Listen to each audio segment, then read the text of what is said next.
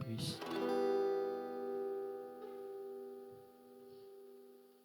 Good morning po. Good morning po. Magandang umaga po sa ating lahat. In a few minutes po mag-start na po tayo. So prepare po natin yung ating mga puso't isipan sa pagsamba po sa ating Panginoon Diyos na buhay ngayong araw na ito.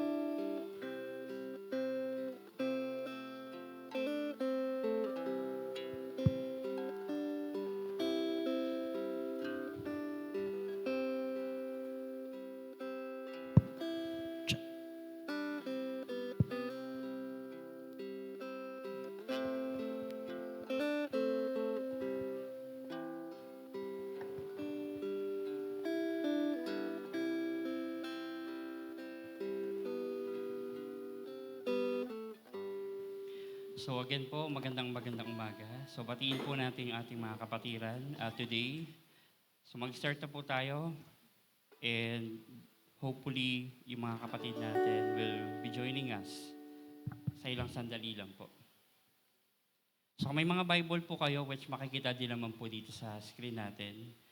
Yung ating pong call to worship, makikita po natin sa Psalms chapter 148 verses 1 to 6. Basahin ko po. Praise the Lord. Praise the Lord from the heavens. Praise Him in the heights above.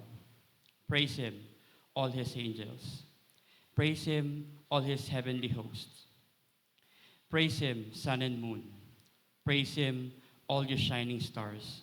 Praise Him, you highest heavens and you waters above the skies. Let them praise the name of the Lord, for He commanded and they were created. He set them in place forever and ever. He gave a decree that will never pass away. Mga kapatid, sabay niyo po ako, tayo po ay manalangin.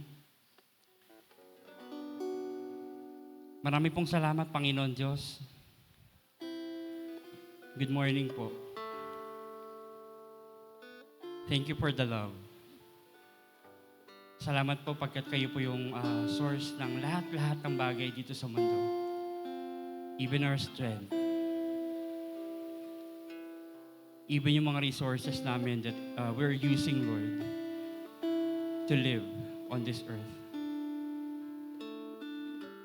Even yung pagpapatawad, Panginoon, binibigay niyo to sa amin. That we were able to forgive our brothers, Panginoon. And sometimes ourselves. Thank you. Salamat po sa pag-ibig nyo. Salamat po sa mga salita nyo. Salamat po sa mga tao na ginagamit nyo, Panginoon, to correct us, to rebuke us, Lord. To humble us, Father. Thank you. Tawarin niyo po kami, Panginoon, sa mga pagkukulang namin, Father. Sa mga tao sa paligid namin, sa mga family members namin, Panginoon. Friends, mga tao sa paligid namin. Higit sa lahat, patawad po sa pagkukulang namin sa inyo. And yet, Lord, lagi nyo kaming ginaguide. Every morning, pagising pa lang. Thank you. Thank you. Thank you, Jesus. Purihin ka, Panginoon, sa umagang ito, may taas ang pangalan mo, Father. Wala kaming ibang aawitan, wala kaming ibang itataas, kundi kayo lamang habang kami nabubuhay. Because, Lord, kayo din po yung source ng aming buhay. Kasiyahan. Lahat ng bagay. Thank you. Thank you, Jesus. Lahat ng ito ay aming itinataas sa pangalan ni Jesus. Amen. Mga kapatid, tayo po tayong lahat. Ngayon naman po, awitan naman po natin yung ating Panginoon Diyos.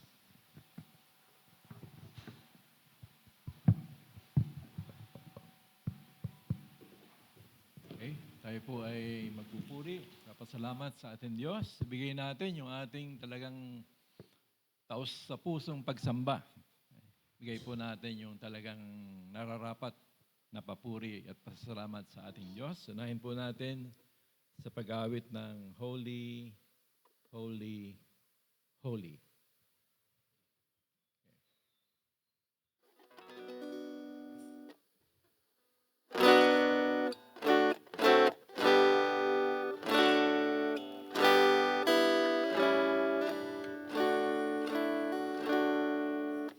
Holy, holy, holy, Lord God Almighty.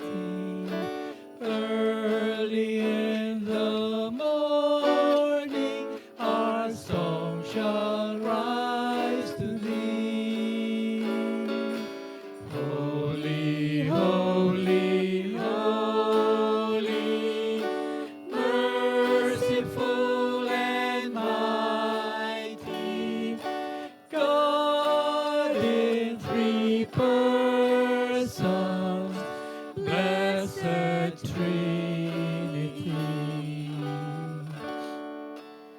Holy, holy, holy, all the saints adore thee, casting down their golden crowns around the glassy sea.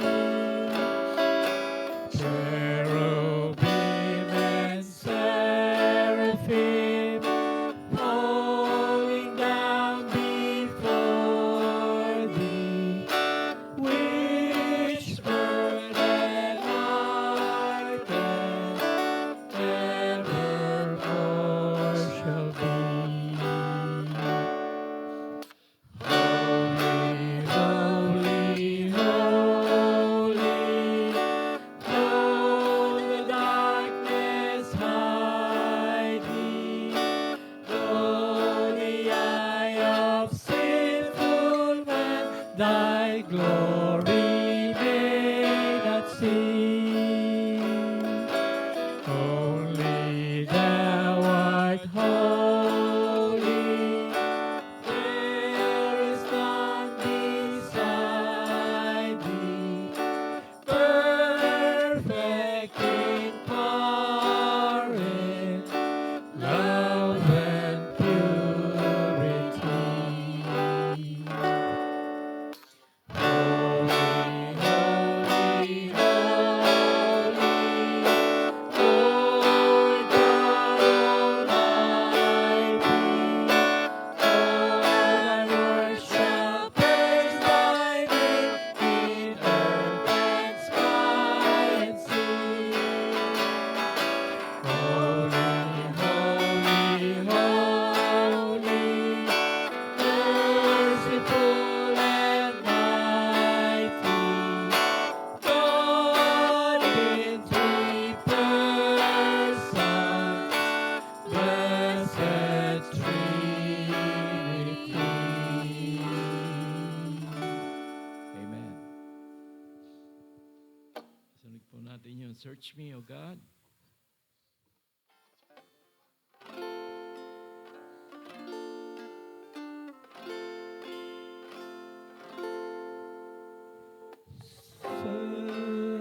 Search me, O God, and know my heart today. Try me,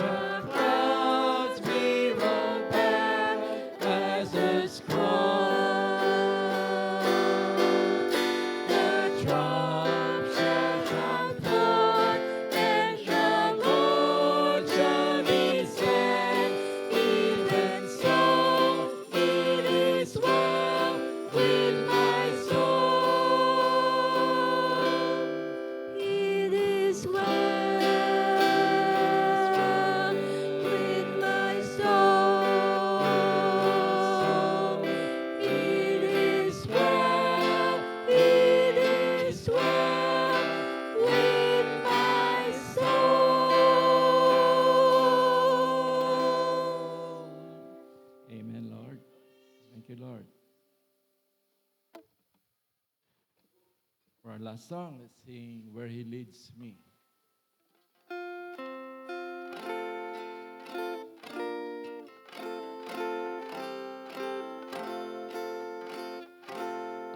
can hear my Savior calling. I can hear my Savior calling.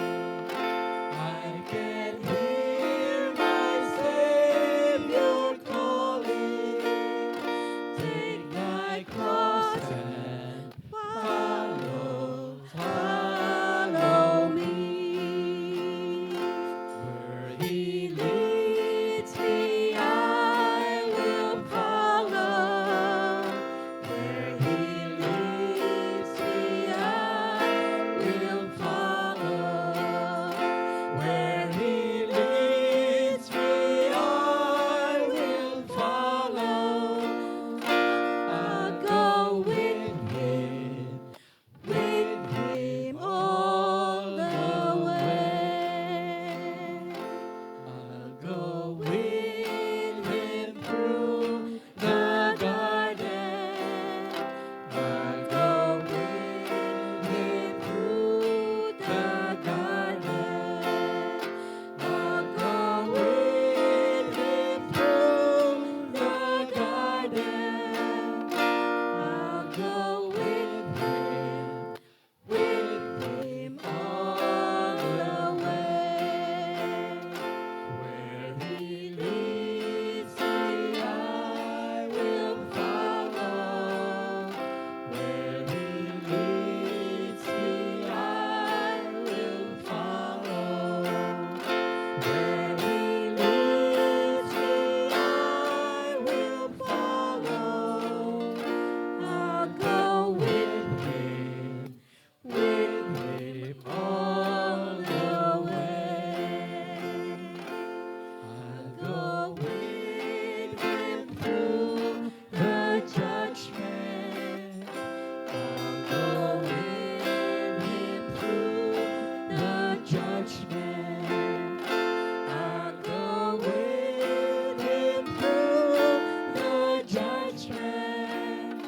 I'll go with Him all the way. Where He leads me, I will follow. Where He leads me, I will follow. Where He leads me, I will follow. I'll go with Him all the way. He will give me grace and glory. He will give me grace and glory. He will give me grace and glory. And go with me all the way. Where He leads me, I will follow. Where He leads me, I will follow. Where He leads me, I will follow. I'll go with Him all the way. Maraming salamat po, Diyos, sa aming pananambahan sa iyo. Dalangin po namin na talagang dumaloy po sa aming puso at isipan. Yes. Ang maluwalhating pagpupuri, pagpapasalamat, pakikinig sa iyo, Panginoon, paglilingkod sa iyo, at pagsamba sa iyo, Panginoon. Opo, Panginoon. Sapagkat Ikaw ay karapat-dapat na aming paglingkuran at sambahin. Ito po ang aming panalangin sa pangalan ni Jesus. Amen. Amen. Thank you, Lord. Patuloy po tayong manalangin. Ama naming Diyos sa langit, pinupuri ka po namin, pinasasalamatan, sinasamba, dinadakila. Lord God, ikaw lang po ang aming sasambahin at luliwalhatiin, Lord, dahil kayo lang po ang karapat-dapat. Wala pong hihigit sa inyo.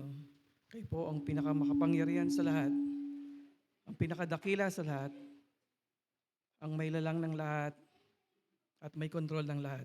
Purihin ang ngalan niyo, Lord God. Salamat po. Salamat po, kayo po ang aming Diyos na buhay. Salamat po sa pagpili niyo po sa amin.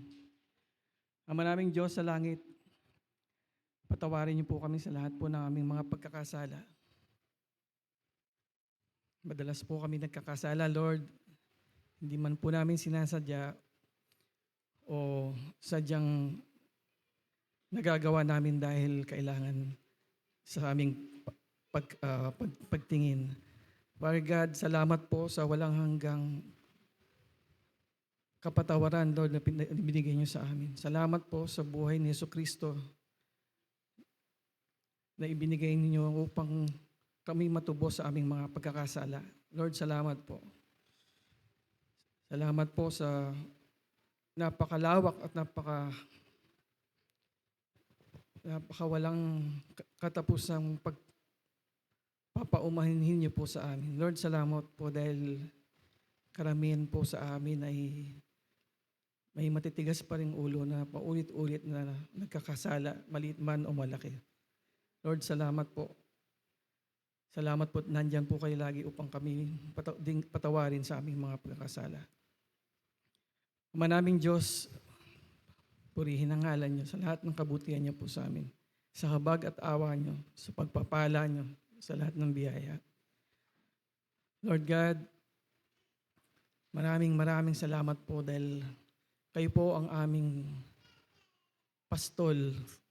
Kayo po ang aming lakas, Lord God. Salamat po, kayo po ang aming doktor, ang aming manggagamot na nagpapagling ng lahat po ng aming mga karamdaman.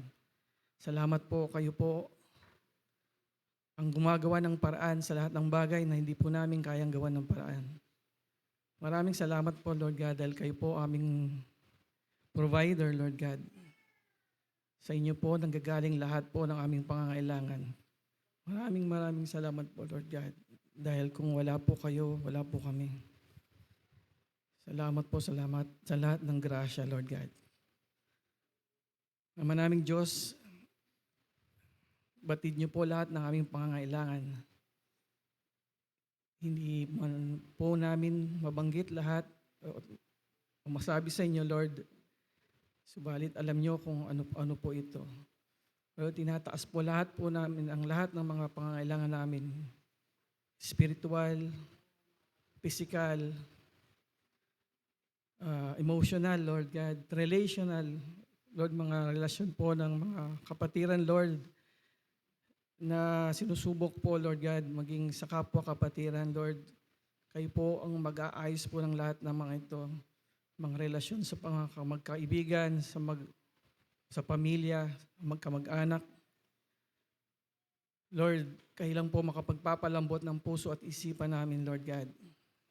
Bigyan po kami ng malawak na pangunawa, mahabang pasensya, kahinahunan, pagpapatawad, pagpapakumbaba, pagmamahalan. Lord God, bigyan rin po kami ng liwanag ng pag-isip sa sandaling kami nadidimlan ng pag-iisip. Lord, dalangin po namin, Lord, na huwag kaming maghusga sa aming kapwa. Lalong-lalo na po sa mga kandidato, Lord, tatakbo ngayong eleksyon, Lord God. Dalangin po namin na aming malinis, purong puso at pag-iisip, Lord, na titingin sa kanila. Dahil alam po namin na kahit na po anong sama ng isang tao, anong baluktot ng kanyang pag-iisip, kaya niyo po itong baguhin. Gaya ng ginawa niyo po kay Apostol Pablo. Lord, wala pong imposible pag kayo po ang may nais, Lord God. Kaya niyo pong maging mabuti ang isang masamang tao sa grasya, sa kanyang pananampalataya, Lord God. Lord, salamat po. Maraming salamat po dahil hindi niyo po kami pinababayaan, hindi niyo po kami niiwan. Lagi po kayong tapat sa amin, Lord God. Maraming salamat po sa bawat araw ng aming mga pangangailangan, sa bawat linggo, bawat buwan ng aming pangangailangan. Lord, salamat po at lagi niyo pong pinuprovide ito sa tamang oras na inyong nilaan. Salamat po dahil bagamat mahina, maigsi aming pasensya ay Lord, tinutulungan niyo po kami through your Holy Spirit na maging matatag, maunawain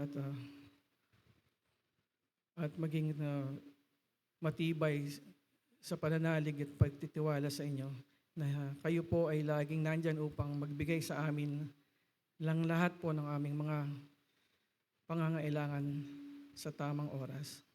Lord, salamat po. Maraming salamat po. Dahil kami po ay pinili niyo, Lord, na magkaroon ng buhay na walang hanggan. Lord, salamat po. Hindi po sapat ang pasasalamat upang bigkasin para sa lahat po ng ginawa niyo sa pagliligtas sa amin sa tiyak na kapahamakan. Salamat po, Lord God. Lord, dalangin din po namin aming mga pamilya, Lord God, mga mahal sa buhay. Lord, mga kaibigan, kamag-anak, Lord, na hindi pa po lubusang nakakakilala sa inyo at hindi pa po tumatanggap kay Jesucristo bilang Panginoon at tagapagligtas.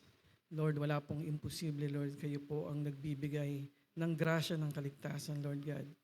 Loobin niyo po na makakilala po sila sa inyo, makaniig po na nila kayo at Lord, tanggapin po nila si Jesucristo bilang Panginoon at tagapagligtas. Panginoong Diyos, tulungan niyo po kaming mga may pamilya, Lord God, may mga anak. Sa lahat po ng aming pagpapalaki sa aming mga anak, loobin niyo po maging kaming provider, Lord God, sa kanila. Loobin niyo po na mapalaki po namin sila na naayon sa inyong kalooban. Lord God, ganun din po sa mga nais magkaroon ng pamilya, Lord. Kayo po mag-bless po sa kanila upang magkaroon sila ng kaligayahan, kagalakan, Lord. Gaya ng nararamdaman namin ng mga magulang, Lord, sa aming mga anak. Lord, salamat po. Wala pong imposible sa inyo. Sa isang salita niyo lang po, Lord. Loloobin niyo, Lord God. Lahat po naming mga kahilingan na nanaayon sa inyong kalooban, Lord God, ay bibigay niyo. Lord, maraming salamat po sa gabay at tulong ng Espiritu Santo na laging sumasama sa amin at nagbibigay ng tulong na nagbibigay sa amin ng konsensya, Lord, sa sandali na kami po ay nahaharap po, Lord, sa pagsubok. Salamat po sa Espiritu Santo sa pagtulong sa amin sa pagdidesisyon, Lord God, upang kami hindi po magkamali, maligaw ng landas. Maraming salamat po, Lord God. Salamat po ng marami dahil hindi po kayo nagbabago, Lord. Salamat po. Kayo pa rin po ang Diyos noon, ngayon, at magpakailanman. Lord, salamat din po sa mga biyaya na pinagkakalob niyo sa aming simbahan, Lord. Patuloy niyo po itong gabayan at provide po sa lahat po ng pangailangan upang patuloy po itong makatulong sa mga naliligaw ng landas, mga kaluluwang naliligaw ng Lord God. Wala pong mahirap sa inyo, Lord God. Wala pong hindi nyo kayang i-provide, Lord God, na sa lahat po ng pangailangan ng aming simbahan. Lord, ito loob niyo po na masento po ang aming mga gawain sa pagpapalago, pagpapalawak, pagpalaganap ng kalaman sa kaharian ni Jesucristo, Lord God. Salamat po. Maraming salamat po, Diyos ko. At kayo po ang tinataas namin, kayo po ang nangunguna sa aming simbahan. Salamat po, Lord, sa lahat ng tulong, Lord. Dalangin din po namin yung mga gawain po ng mga sa Vacation Bible School, Lord. Sa bukas na po ito magsisimula. Lord, kayo na po ang bahala mag-provide po sa lahat po ng kailangang pangangailangan. Kayo na po magbigay ng guidance at wisdom, Lord, sa mga magtuturo, magagabay sa mga kabataan. Loobin niyo po maging masunurin po, maging bukas ang isipan at puso ng mga kabataan sa pakikinig at pag-aaral, pagkilala sa inyo, Lord God. Thank you, Lord Jesus. Salamat po. Maraming salamat po. Lord, dalahin din po namin yung paparating naming outing, Lord, at water baptism, Lord, sa May 12, May 11 po, Lord God. Kayo na po ang bahala, Lord, na mag-provide din po sa lahat po ng aming pangangailangan. Alam po namin na hindi niyo po kami pinababayan sa mga nakaraang panahon, Lord God. Kaya patuloy po kaming umaasa, nagtitiwala, Lord God, na kayo rin po ang magpupuno sa lahat po ng aming mga pangailangan.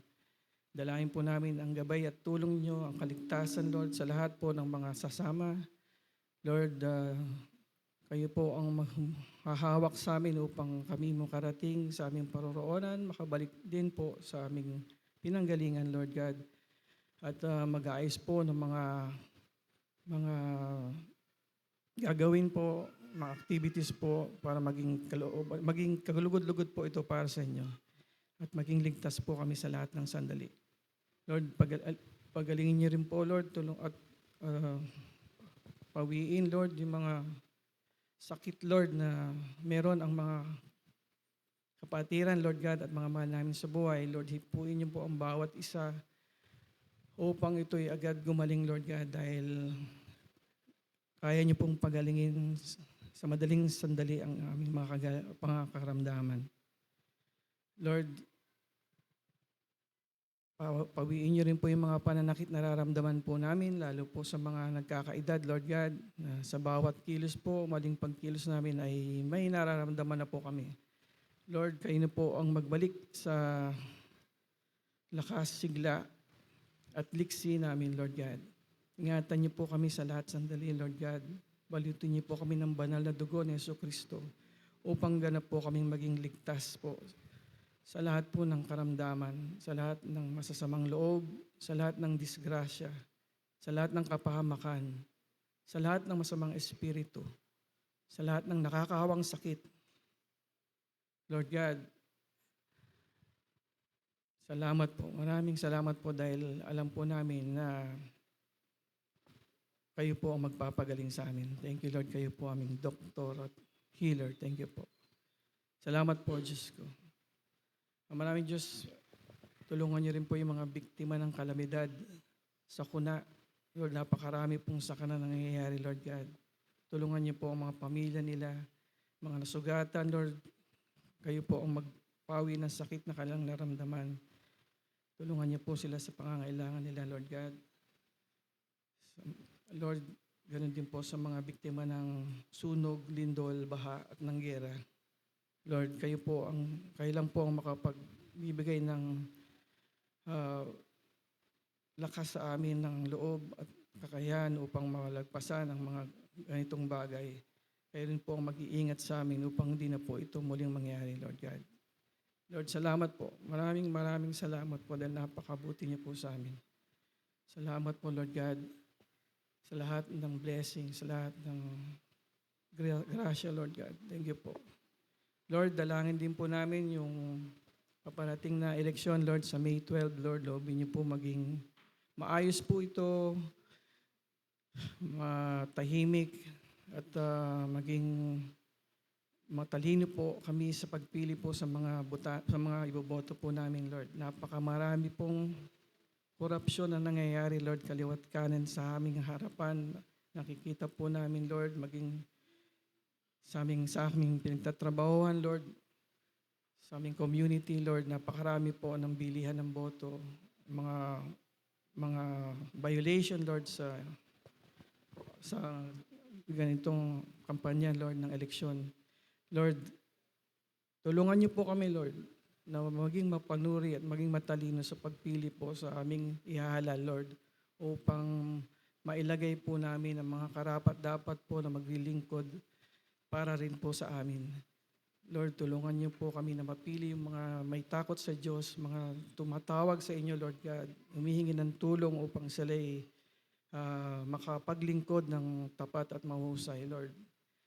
Maraming salamat po. Lord God, kayo na po ang bahala sa amin. Dinadalain din po namin ang aming tagapagsalita ngayong araw na to. Lord, kayo na po ang bahala magbabasa sa kanya ng inyong salita na nais niyong iparating sa amin. Loobin niyo po na ma-bless po kami sa lahat ng kanyang sabihin, Lord. Loobin niyo po na ito'y matimo sa aming puso at isipan at aming maisabuhay. Lord, kayo na po ang bahala mag-bless sa kanya, sa aming mga preachers, Lord, sa kanilang mga pamilya. Lord, kayo po ang mag-provide po sa lahat po ng kailangang pangangailangan upang hindi po magulo ang kanilang mga pag-aaral ng inyong salita at pagsasaliksik pa sa inyong anak na si Jesucristo, naming Panginoon at tagapagligtas. Lord, salamat po. Tinataas po namin ang lahat ng mga ito sa pangalan ni Jesus. Amen. Amen. Makaupo po muna tayong lahat, mga kapatid.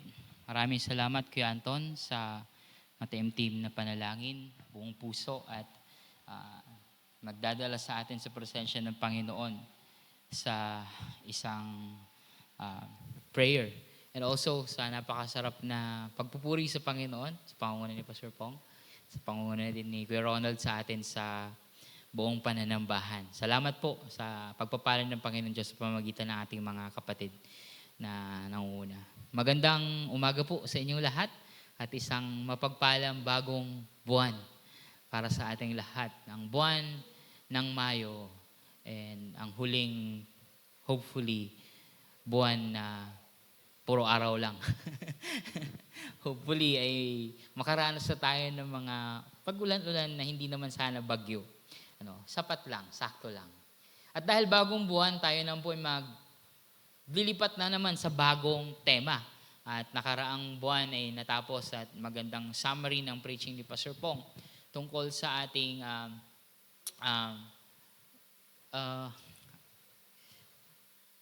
ano nga itong title natin, Pastor, yung exact title natin?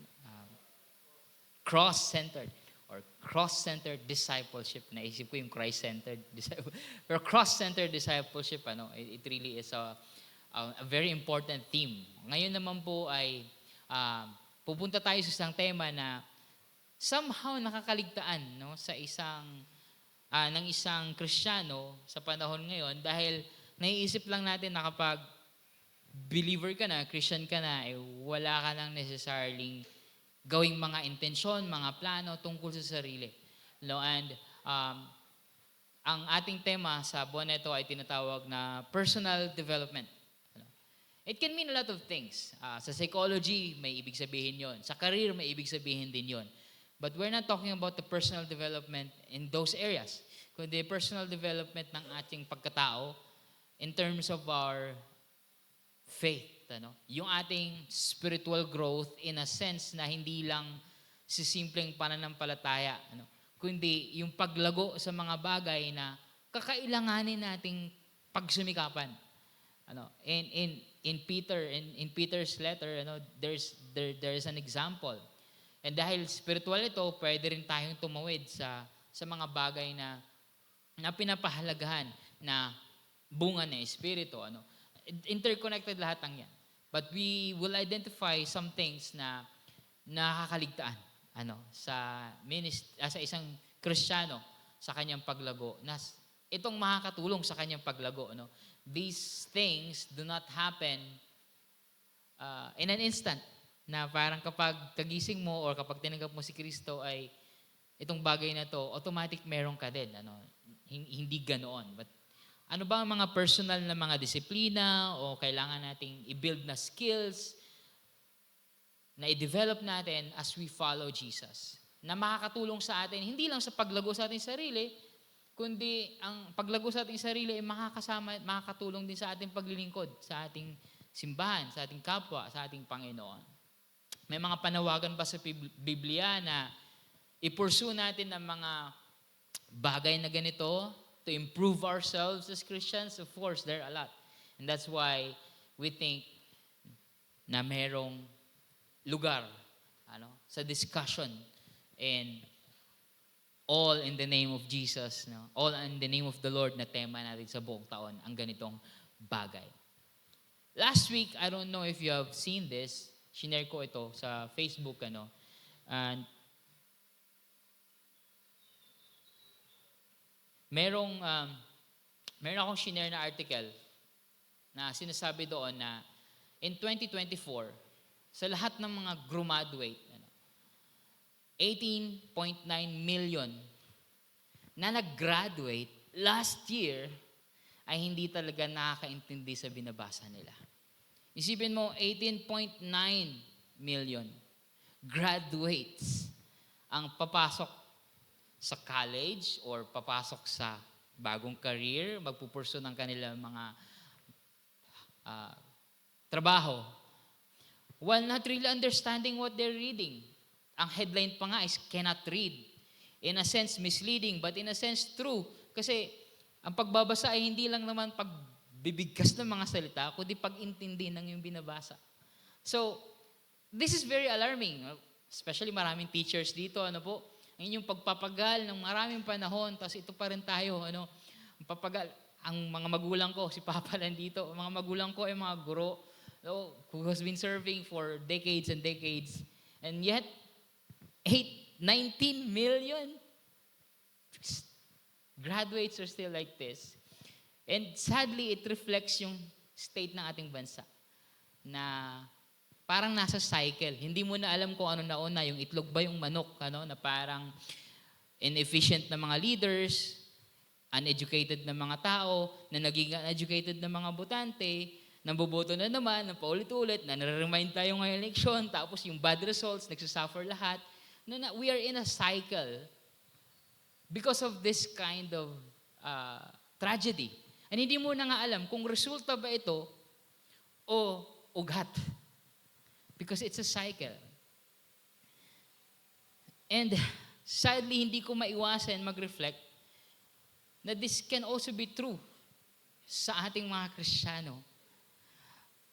Not in a way na kailangan natin maging matalino bilang mga Kristiyano, hindi yun. But in a way na hindi karamihan sa panahon ngayon ang nakasanayan na mag-pursue ng pagkatuto when it comes to our faith. Ng pagkalalim sa ating pananampalataya o kahit man lang basically sa pag-unawa natin sa Biblia. In a sense,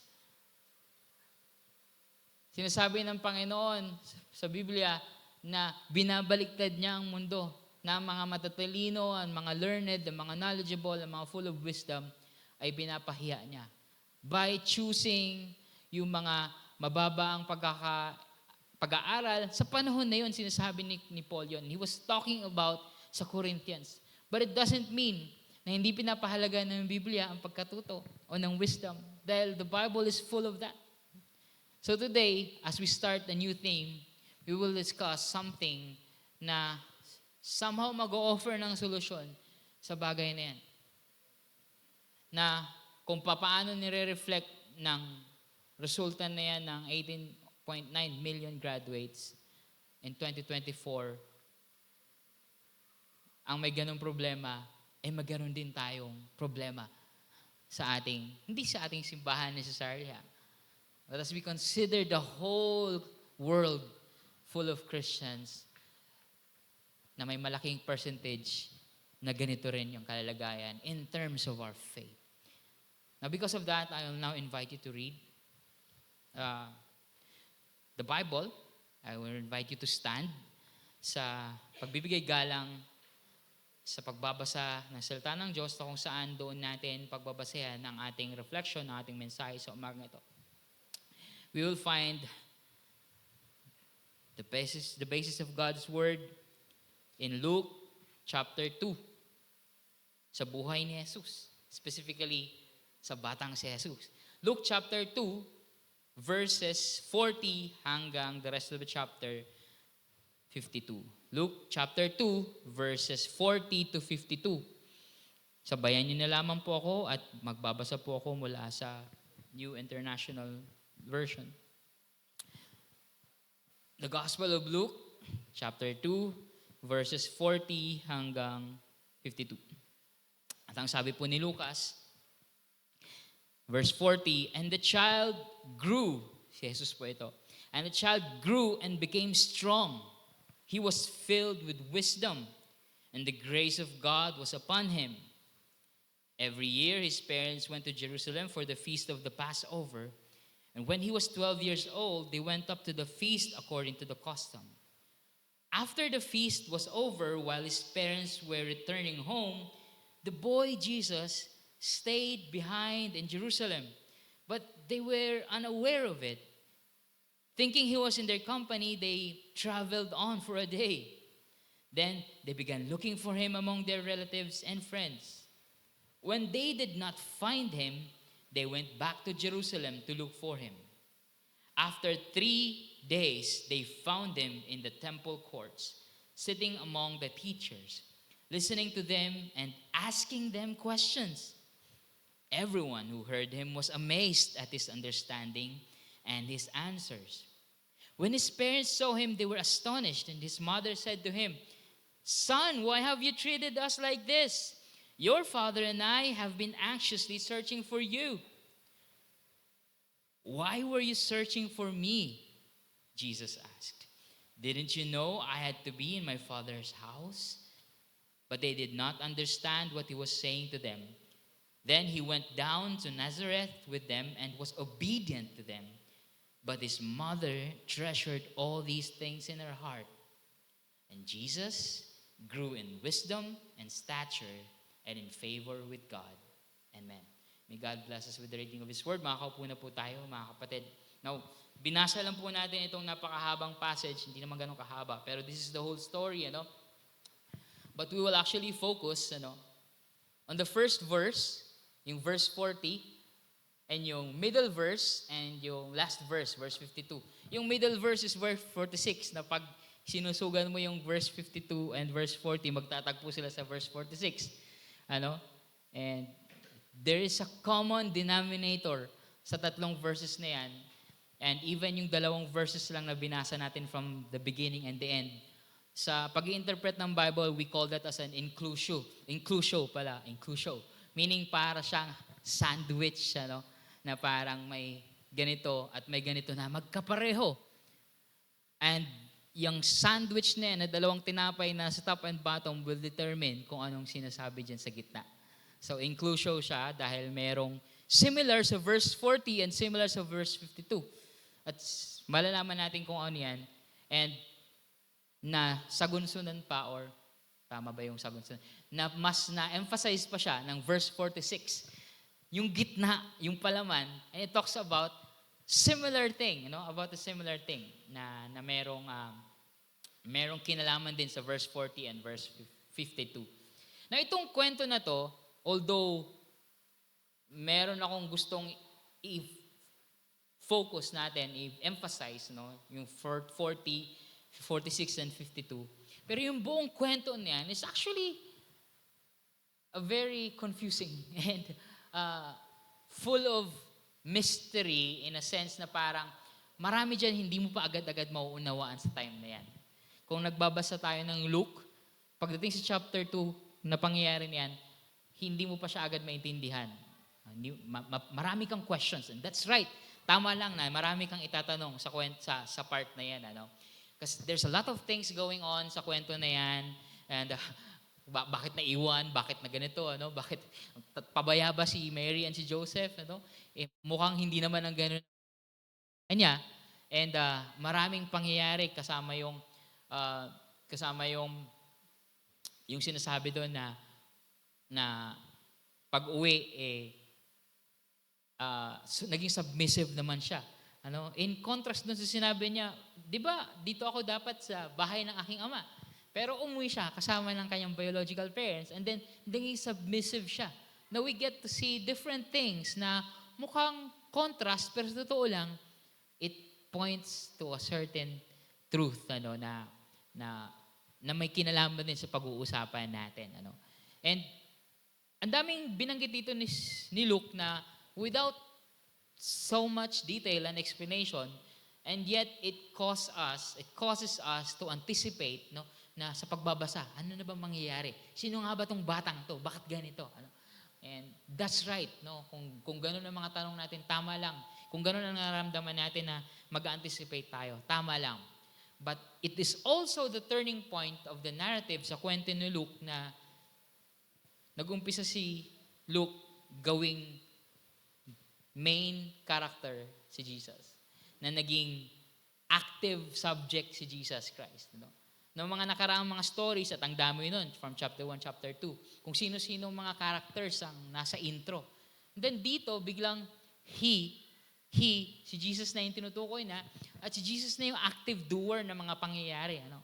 Hindi lang siya naging sentro ng kwento, siya na ang halos taga-gawa ng mga pangyayari sa kwento na ito. And it will eventually be like that sa buong kwento ni Luke. Pero syempre, dahil gospel nga naman ito tungkol kay Jesus. Pero it's important dahil ito yung transition. Mahalaga ito sa mga umpisang pangyayari that will determine how we will understand Jesus Christ.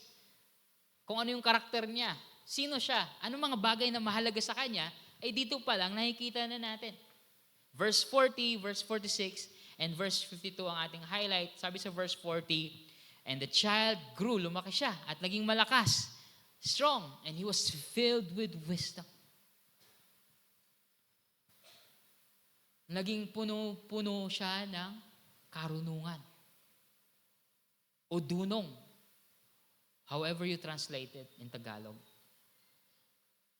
And the grace of God was on him. Now take note, itong verse 40 ay ang kwento ni Jesus mula baby bago mag 12 years old. Itong verse 40.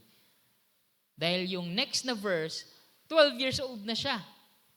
So meaning, bago pa siya mag 12 years old, sinasabi ni Luke, natututo na siya. Matalino na siya. Gumagaling na siya sa wisdom. Nagkakaroon na siya ng wisdom. Not only na lumalago siya physically, lumalago din siya. Mentally, spiritually, emotionally, he is filled with wisdom. So that's verse 40. Sa verse 46, sabi din, 12 years old na siya. Ito na yung naiwan siya o nagpaiwan siya intentionally. And after 4 to 5 days, o kung kailan man siya nagumpisang nag-exit, tumakas sa kanyang parents, siguro mga more or less 1 week na from the time na dumating sila doon, kung kailan man siya nag-umpisang umupo sa temple courts. Sabi doon sa verse 46, after 3 days, yung 3 days na yan, nung nakabalik na sila at hinahanap pa after 3 days. Pero take note, 1 day na lumipas, naglalakbay pa uwi bago pa nila nalaman. And hindi rin sinabi dyan kung ilang araw sila nagstay sa Jerusalem bago pa umuwi. So it could be more or less a week na si Jesus Christ nandun lang, nagbababad sa templo. Kumbaga, kung may mga batang lumaki na tambay sa computer shop, si Jesus Christ, tambay sa templo at that time, Doon siya nakipagdiskusyon, nagtatanong, Sabi doon, he was sitting among the teachers, listening to them. Yung listening is not yung parang naghahanap ka lang ng butas na ginagawa sa kanya, na naghahanap lang ng butas para mayroong ma-disagree. No, he was learning and he was actually asking them questions. And amazed pa nga ang yung mga tao. So, Jesus Christ, or Jesus, was in his process of learning. He was growing up. He was inquiring about things. He was learning about valuable things. Asking, bilib ako sa batang to. Itong batang si Jesus, he was, ang lalim ng mga tinatanong niya, ang lalim ng mga, itong mahalaga, learner and asking questions. Sa panahon ngayon, marami sa mga parents gusto nila magkabisado lang na magkabisado yung mga bata. Tama?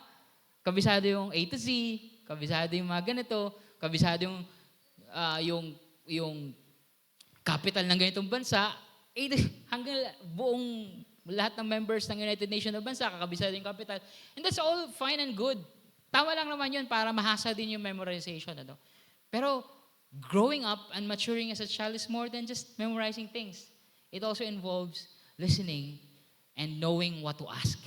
And that is what Jesus is learning here. Ano, napakaganda ng process ng learning niya because he was actually listening and asking questions. Kids these days do not necessarily listen agad, di ba? And they get bored kapag nagsalita yung nakikinig lang sila. No?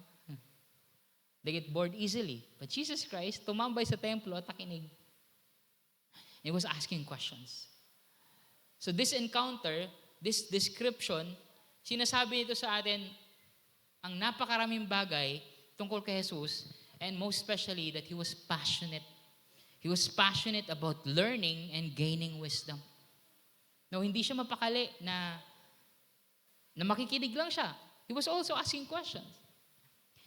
Itong encounter na to with the teachers at the temple ay resulta na lamang to ng learning niya until he became 12 years old. Kaya meron sa verse 40 sinasabi na he grew up and became strong and filled with wisdom. So itong encounter na to sa templo na 12 years old na siya is not first time. It's a result of how he is or he was growing up, until he became 12 years old. And then sa verse 52, nag-summarize ulit si Luke. Sa verse 52, ito na yung siguro 13 years old, 14 years old, all the way up. Dahil wala naman tayong masyadong detalye dito sa gospel. No? And sinasabi doon, sa verse 52, and Jesus grew in wisdom and stature and in favor with God and man. Now, wala to say dyan sa stature, in favor with God and man, and child grew, became strong. It talks about a lot of other things patungkol sa personal development ni Jesus Christ. But we will focus on wisdom. And yung wisdom na yan, translated sa word ng apo ni Kuya Ben, Sophia. Sophia.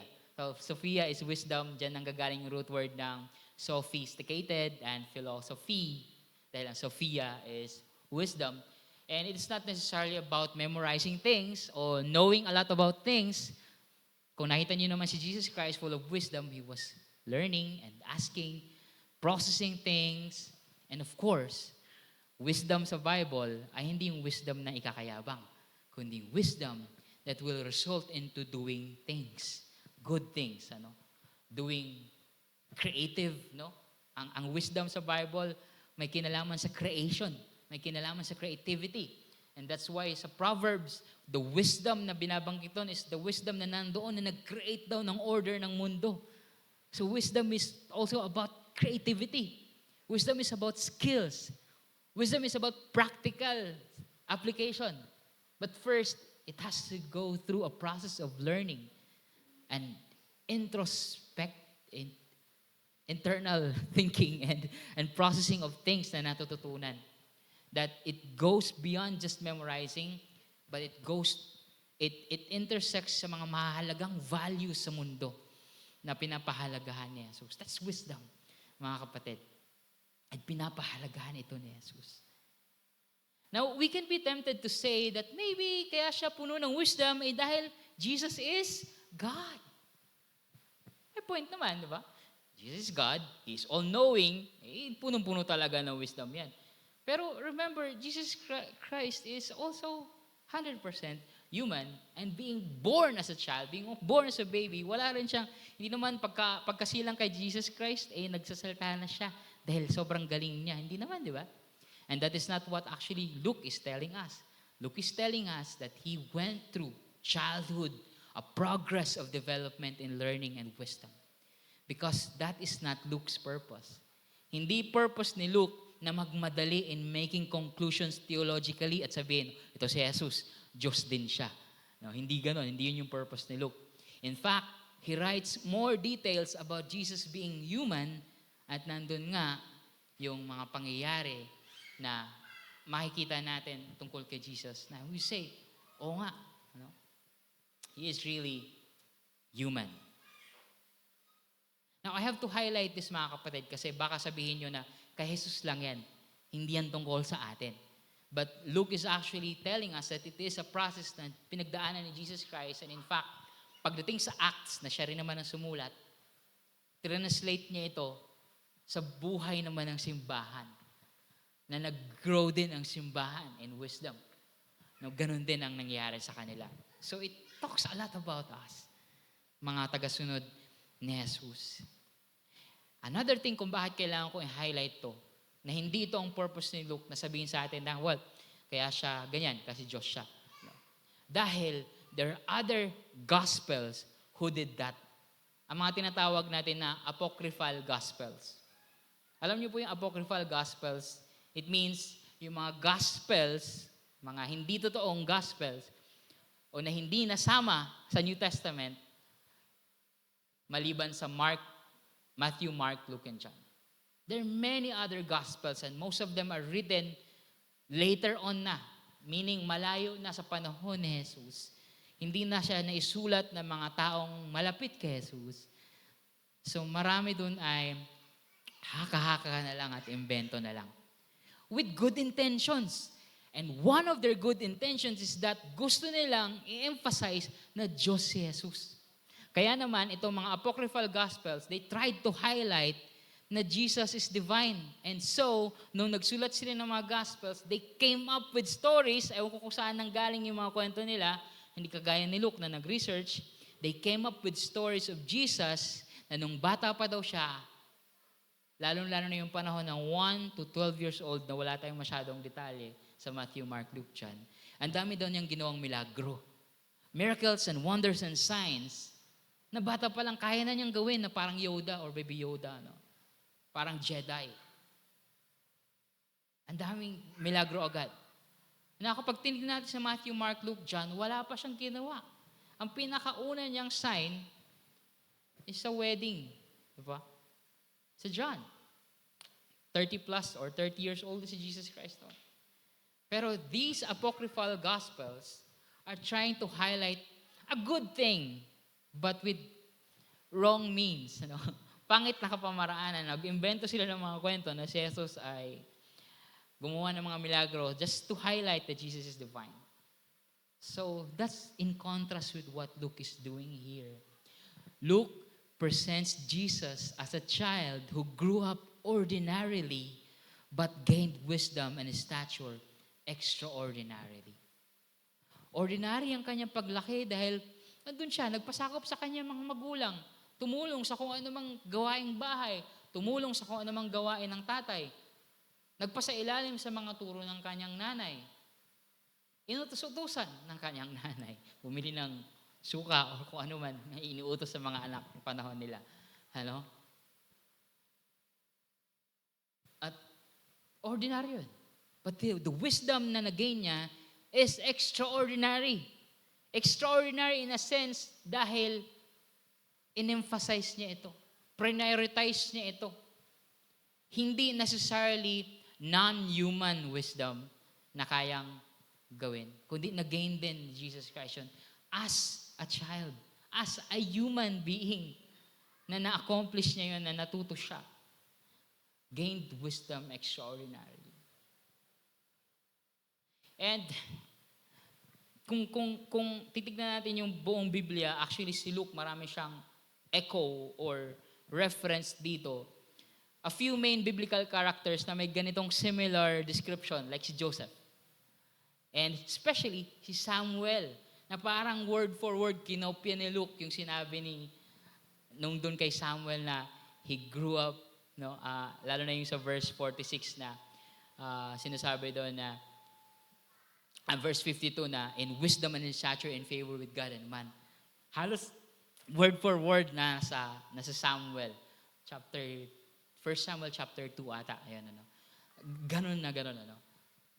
Ang point lang ni Luke is that Jesus is like those from the Old Testament, great people of God who emphasized wisdom even as they grow up.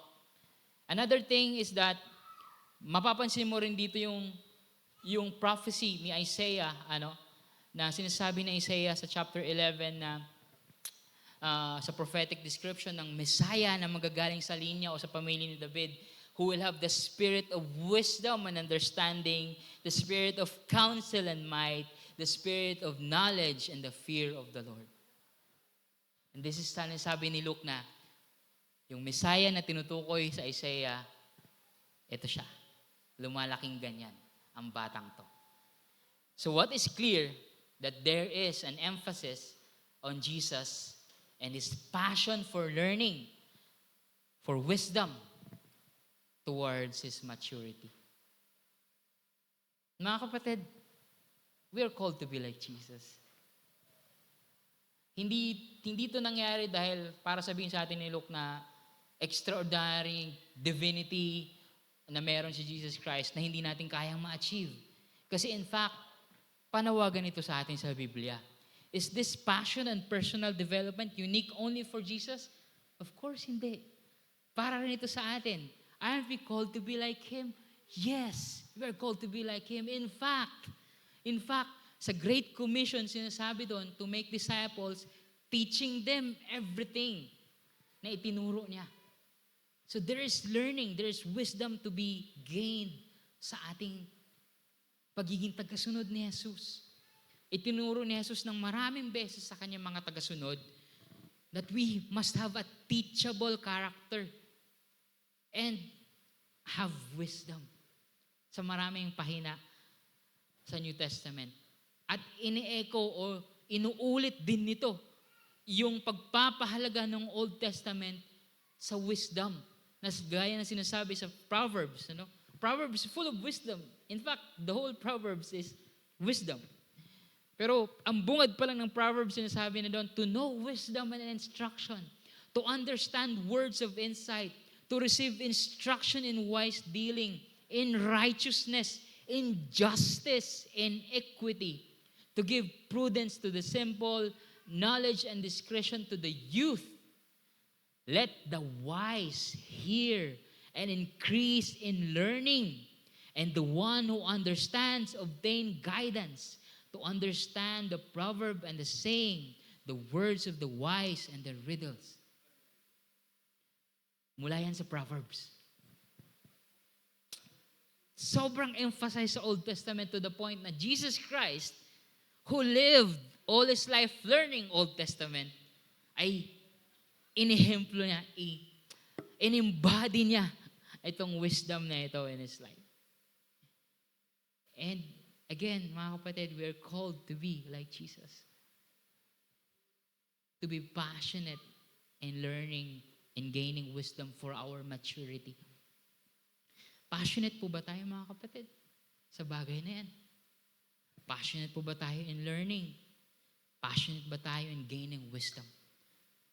Again, merong wisdom sa mundo at wisdom na magagaling sa Diyos. And we're not talking about the other side. And we will not spend time discussing the comparison. We will spend time reflecting on our passion, on the importance na meron din dapat tayo ng ganun passion na meron si Jesus. Are we passionate in learning? Or okay na tayo sa ganito? Si Jesus Christ growing up, ganun na siya. Si Jesus na to ha.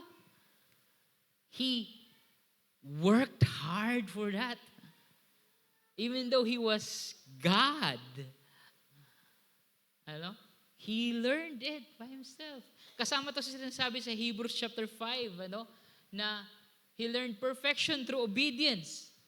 Kasama dun yung pagpapasakop niya sa kanyang mga magulang. Dahil kasama dito sa passage na to, yung umuwi pa rin siya sa tahanan at nagpasakop pa rin sa kanyang mga magulang. At nakinig pa rin siya sa kanilang mga payo at sa kanilang mga turo. Nang mamaya sasabihin natin yan tungkol sa pakikinig sa mga magulang.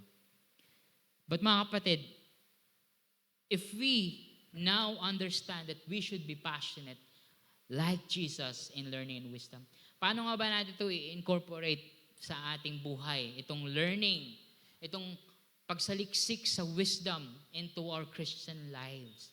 Kung nagagawa niyo na ito, paano natin ito mas mapagigting pa?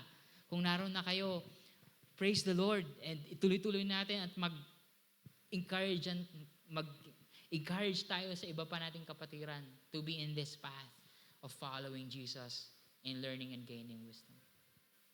Now, I will offer some practical advice na sa tingin ko, totoo kay Jesus at totoo sa maraming disipulo, totoo sa maraming main characters sa Bible na dapat totoo din sa atin. Number 1, read books. Yes, mga kapatid, magbabasa tayo dapat. Hindi dahil sa kailangan natin maging matalino, kundi dahil importante siya sa pananampalataya natin. Sabi nga ng paulit-ulit ko na narinig na biruan at naging biro ulit namin nung nakaraan kasama ko yung mga Christians na nag-deconstruct na sa pananampalataya. Sabi nila, yung church daw parang book club at paulit-ulit pinag-aaralan at binabasa yung isang libro for thousands of years, hindi pa rin naiintindihan. It's a caricature of who we are. But at the same time, it is true because we are based on God's Word and we should read. And that's why we should read books, mga kapatid. Maraming biblical characters, readers from the Old Testament to the New, especially si Jesus. And Jesus even reads books outside the Bible. Pag inintindi nyo yung teachings ni Jesus Christ, pag binasa nyo si Jesus Christ, marami siyang nire-reference na kasabihan na wala sa Old Testament, na nasa ibang mga Jewish rabbi, even sa mga non-believing philosophers. Humuhugot siya sa mga librong yon. Pag inosisa nyo talaga ang mga teachings ni Jesus Christ, He developed those things. He see value in learning in books, even outside the Bible. And that's what Jesus did. And that's what Paul did. Kaya nga magaling din si Paul, even sa pakikitungo sa mga philosophers of his time. Because he needs to learn. He needs to gain wisdom in reaching out other people. And also sa kanyang personal development to make decisions. And I'll take this time to request na kung sino man po yung iba pa sa mga magsispeak sa atin, I hope na madaanan din natin yung making decisions as personal development. It's very important na I think si Kuya Ben, pinakabata sa atin, would know how to talk about making wise decisions as a personal development sa buhay.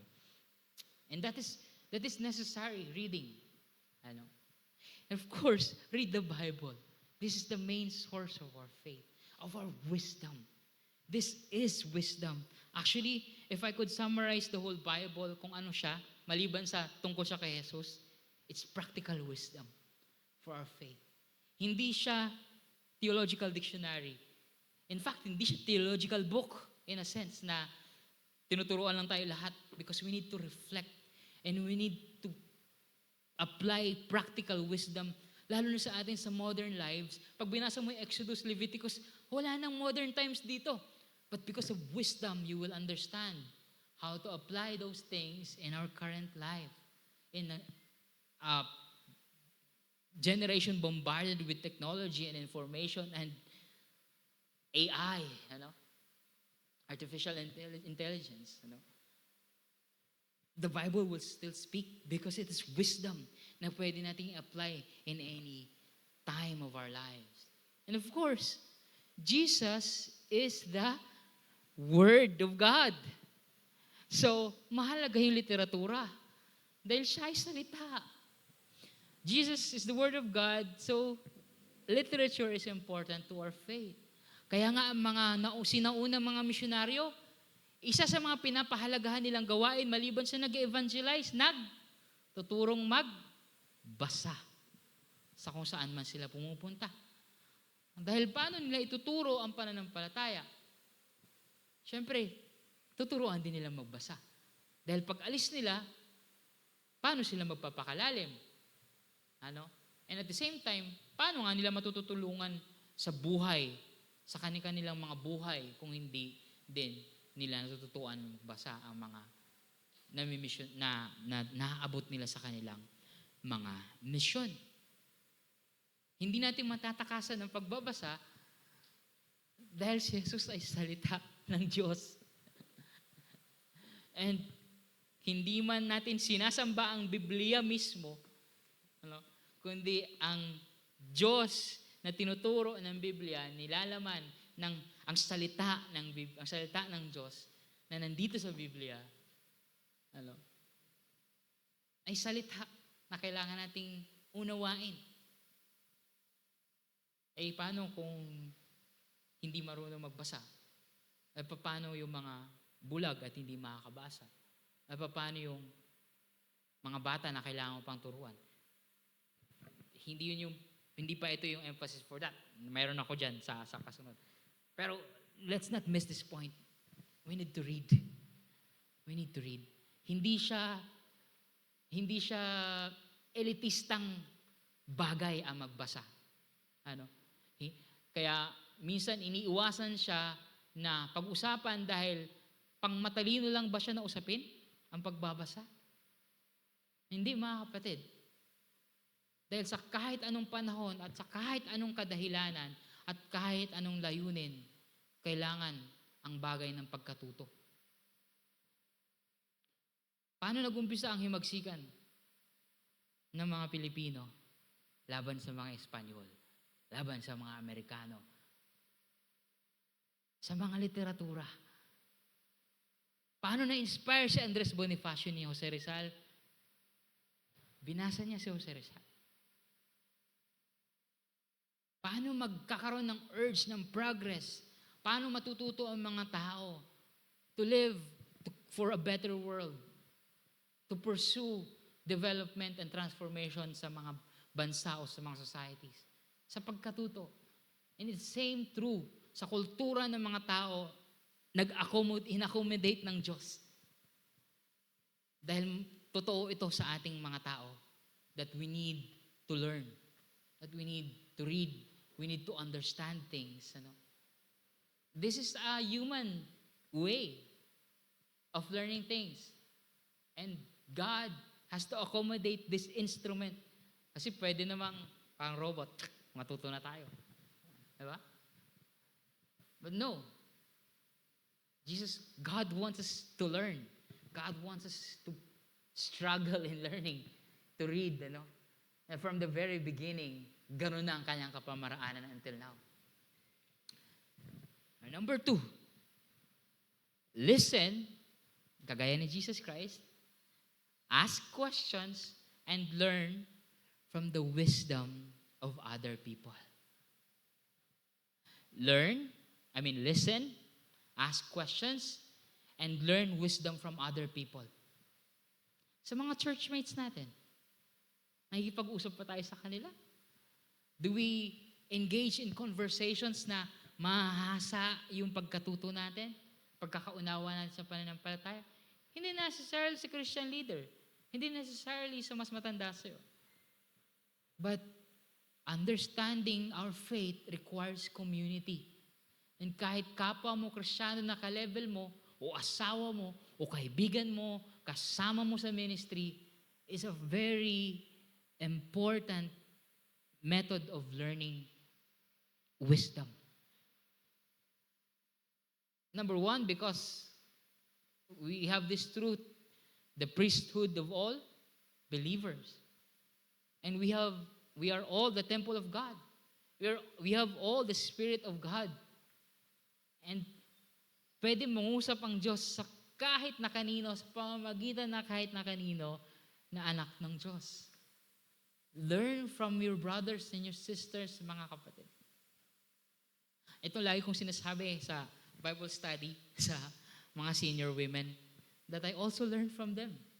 Akala nila, nagsasalta lang, nagsasalta. I always say this to them. Ayan naman si Ate Lena, and si Ninang Leonie. I always tell them, I learn from them. A lot. Sa mga senior women na nagba-Bible study. Also learn from church leaders, from our pastors, from our elders. Grab the time na kapag nagla-loud fellowship, o bago pa yung meeting, after church, o tumatagal after church, ask questions. Engage them in conversation. Sorry, binibigyan ko po kayo ng trabaho. pero talk to them and ask questions. And okay lang yun, magkakaiba-iba yung pananaw nila sa mga bagay-bagay. Mahalaga din yun. Si Paul and si Peter may mga pagkakaiba-iba din. In fact, si Peter nga, nagsabi niya, si Paul, may mga tinuturo yan na mga mahihirap intindihin, pero mahalaga yun, pahalagahan yun. In fact, pag binasa niyo yung buong Biblia, you will find that there are different emphasis, variations ng approach sa mga bagay-bagay ang mga authors ng Bible. And that is a wonderful thing in the diversity of the Bible because it tells us that the Spirit is working in fresh ways through many people. It is very encouraging because kahit na sino sa atin ay pwedeng matuto sa kahit kahit na sino din sa atin. And syempre, sa ating mga elders, sa ating mga leaders, in fact, Jesus learned from Mary, his mother. Gusto ko itong emphasize dahil nung umuwi si Jesus Christ, sinasabi doon sa story, nag-submit siya sa kanyang mga parents.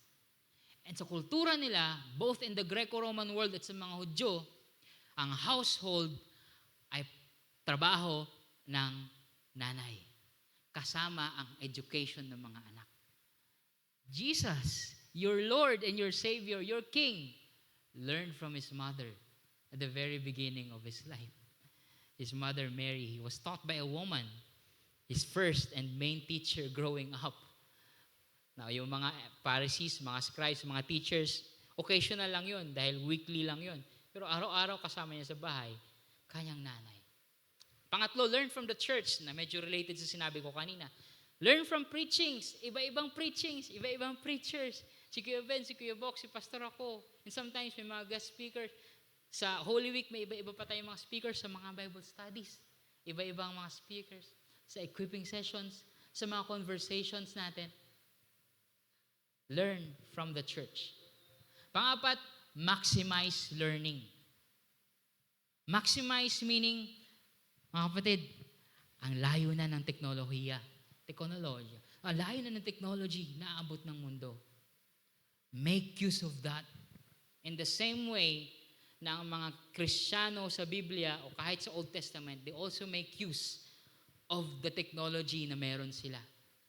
Remember, sa panahon nila, nag-progress din sila from oral to sa pagsusulat sa mga basag-basag na mga vase.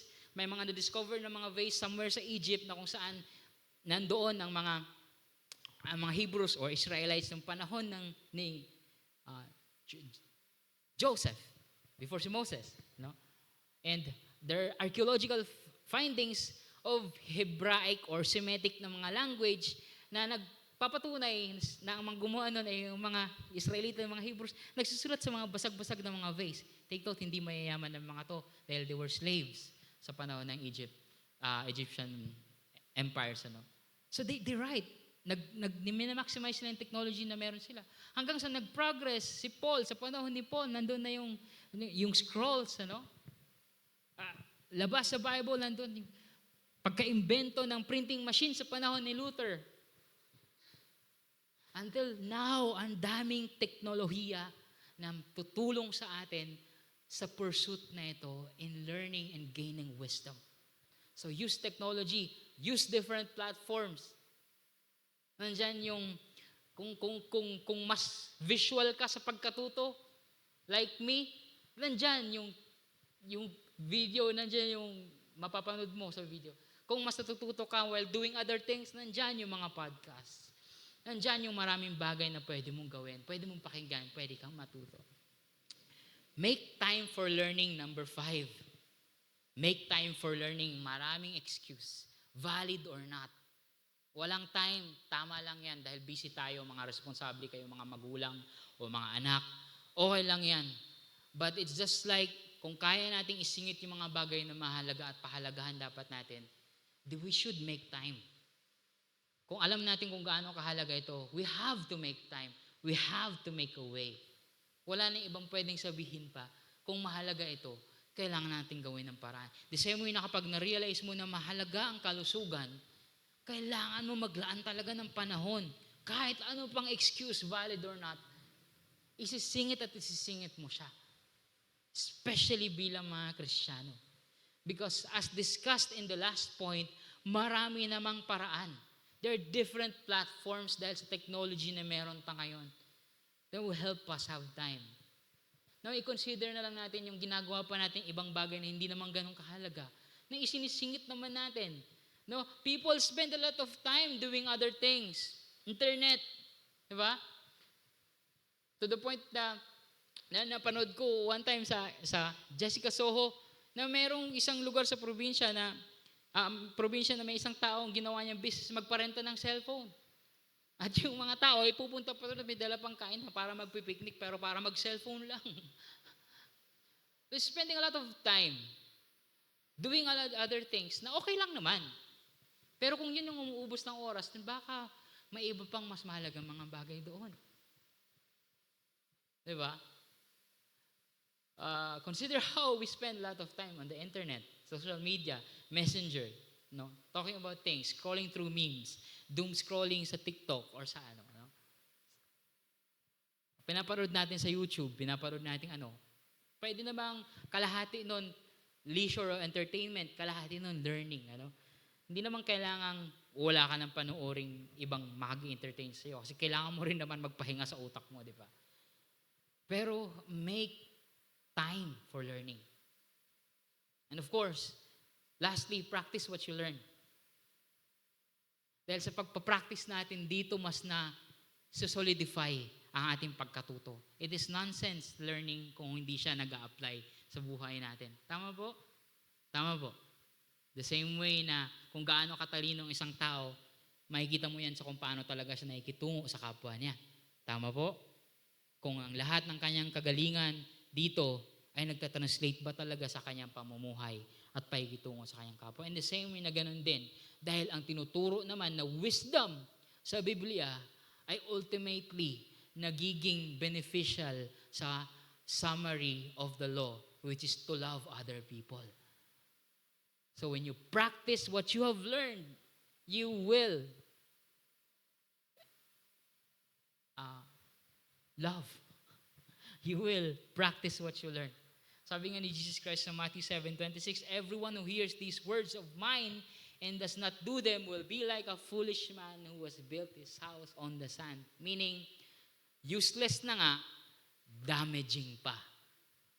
Na natuto ka, pero walang application sa buhay. But, kapag kapag in-apply mo ito, it is like a solid foundation building your house upon the rock. Kasi when you practice what you have learned, doon mas napagtitibay ang iyong pagkatuto. Di ba kaya nga, mas natututo tayo kapag may practical application? Mas matututo ka mag-bike kung talagang magbabike ka. No. Mas matututo ka mangisda kung talagang mangisda ka. Matututo ka lumangoy kung talagang lumalakoy ka na hindi pwedeng babasahin mo lang lahat. But yeah, mga kapatid, read books, listen and learn wisdom from others, learn from the church, maximize learning, meaning use technology, para sa mga mas natututo hindi sa pagbabasa, mas natututo kayo sa pakikinig, then good. Doon na-address yung sinasabi ko kanina. No. There are other technology that will help you kung hindi man sa iyo, kung reading does not work for you, kasi importante yung learning, then there are other ways. And then make time for it and then practice. Sa personal testimony ko, this is how I spend my week in terms of learning. Sa ngayon, hindi ko kasi maiwasan, magbabasa talaga ako ng libro pag nag-aaral ako ng preaching, nag-aaral ng Bible study, kasama na siya sa trabaho ko. No? Kasama na sa trabaho ng mga pastor yun. But at the same time, kailangan din namin ng personal feeding. So, nagmamanage din ako ng list kung anong dapat kong basahin, hindi lang to improve myself as a Christian, but also as a pastor, as a leader. In many ways na kailangan ko rin matuto. So I read books. At the same time, siguro sa isang linggo nakaka-consume ako ng 5 to 10 na podcast na tigwa 1 hour na pinapakinggan ko habang naghuhugas ako ng pinggan or nagda-drive or bago matulog or kapag tumatakbo. Nanonood din ako ng documentaries tungkol sa pananampalataya, tungkol sa history, tungkol sa kahit anong sa balita. Nakikinig ako sa YouTube habang naguhugas din o naglalabo or anything. And araw-araw nakikinig ako ng at least 1 hour na news. Hindi yung necessarily tungkol sa pananampalataya. Pero nakikinig din ako ng documentaries tungkol sa history, tungkol sa geography, tungkol sa mga bagay-bagay, tungkol sa rare earth, tungkol sa mga nangyayari sa mundo, sa politics, maliban lang sa news. I mean, more than just news. Kasi kailangan ko rin maging aware sa mga pangyayari sa mundo. And I consume a lot of documentaries and articles at the same time sa web. Hindi naman necessarily ganun, pero that's how passionate I am in trying to learn and trying to gain wisdom na mai-apply ko sa buhay, sa pakikitungo sa tao, sa pag-intindi sa mga perspective ng mga tao. Dahil kailangan ko yun, hindi lang as a pastor, but as a Christian. To respect other people's views, So I consider also other people's views. Those that I disagree with. Huwag lang maging disrespectful sa usapan. Na may mga ma-encounter ka minsan na parang dating sila lang ang marunong at sila lang nakakaalam. At sasabihin agad na, saan ka nagbabasa na ganito? Na parang, huwag ka na nga lang kita i-engage kasi una pa lang, masyado ka ng condescending. Parang ganun. Pero I listen to a lot of disagreeing views.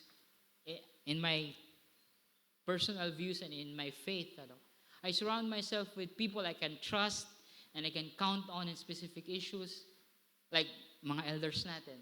I surround myself with other Christians na I agree or I disagree with. That's why hindi ako nang bablock at hindi ako nang unfriend. Kasi kahit nasakit sa puso at sakit sa ulo, basahin ang mga views ng ibang tao that I disagree with, I want to learn from them. I try to learn patience and respect even though sometimes I fail, or many times I fail. Pero that's my personal testimony. And hindi to perfect, na magagawa natin. But this is to encourage every one of us na you can do a lot of things in learning sa maraming paraan. Kahit naghuhugas ka ng pinggan, kahit naglalaba ka, dahil sa technology na binibigay na rin sa atin ngayon, pwede natin yun ma-maximize. Now to end this, I would like to recall yung conversation ko with a friend, a sister from Canada. Actually, she's a Filipina. Pero nandito siya sa Pilipinas for now, and she is a leader sa church nila sa Canada. And dami na pag-usapan namin tungkol sa status ng Christianity as a whole. At bigla niya nabanggit yung church funerals. Sabi niya, ang dami kong inattend na church funerals. Tapos sabi ko, clarify ko muna, maraming namatay na mga kakilala mong Kristiyano? Sabi niya, no. Church funerals. Mga simbahan na pinaglalamayan. Meaning, ang daming mga simbahan sa Canada na ang mga Kristiyano, they will come together for one last time to hold the ceremony para sa pagsasara ng mga simbahan. Yung mga simbahan na yun, kino-convert to coffee shops, to libraries, to bars, to kung ano pa mga establishment. Dahil nagsasara na ang maraming simbahan sa West. Of course, one of the reasons is that yung mga Kristiyano, hindi sila nag-obey sa Great Commission to make disciples. Kasama yon. But of course, mas na-highlight dito ang isa sa mga key factor na sinasabi sa make disciples of all nations, teach everything that I have commanded you, sabi ni Jesus Christ. Yung learning, yung discipleship that comes through learning and gaining wisdom. The key factor that wisdom and learning are being neglected. Western civilization na to na napakayaman at napakaraming technology sa panahon nila, but Christians can neglect that part. And church funerals are happening all around the world, kahit sa Europe, madami na. And I think si Ate Erlu can attest to that sa UK. And I can also say that this is happening in our country. Kakaiba lang yung mga kapamaraanan, hindi tayo nag-church funerals, but being an officer sa CBAP North Manila and aware din sa mga pangyayari sa iba't iba pa mga denominations, churches are dying for similar reasons. Churches are dying. And may our church be spared from this, mga kapatid. Na pwede namang i-pursue natin individually and collectively itong bagay na ito bilang isang simbahan. Jesus is the perfect example, not because automatically naging perfect siya sa bagay na to, sa pag-gain ng wisdom as a human being, pero pinagsikapan din ito ni Jesus. Growing up, tinuruan siya ng kanyang mga magulang. Growing up, natuto siya sa mga tao. Nagbabasa din siya. Growing up, he worked hard for it. Sino pa ba tayo para sabihin na hindi yan para sa atin? If Jesus did it, we should work hard for it too, mga kapatid. To be passionate in learning and wisdom.